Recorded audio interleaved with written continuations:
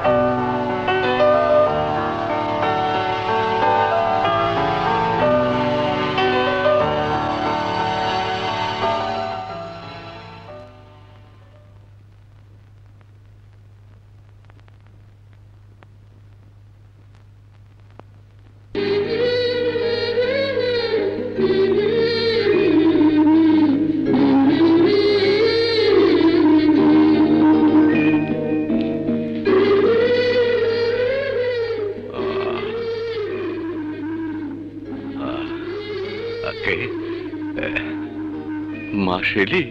বাবা, আমি পুলিশের চোখ ফাঁকি দিয়ে এসেছি। শেলি, তুই কেমন আছিস মা?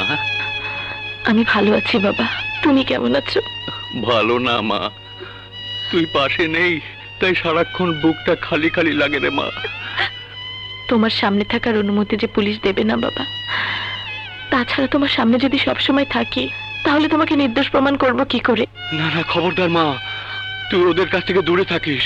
ওরা ভালো লোক নয়, ওদের স্বার্থে আঘাত লাগলে ওরা তোকে খুন করে ফেলবে। এই আমাকে দেখ, ওরা আমাকে ফাঁসিয়ে দিয়েছে। হাসপাতালের বিছানায় বসে বসে আমি অপেক্ষা করছি ফাঁসির জন্য। তোমার গলায় ফাঁসির দড়ি পড়বে না বাবা, পড়বে ওই ক্রিমিনালদের গলায়। তোমাকে আমি কথা দিচ্ছি বাবা, তোমাকে নির্দোষ প্রমাণ করবই, মুখোশ খুলে দেবো ওই সমাজ সেবকদের।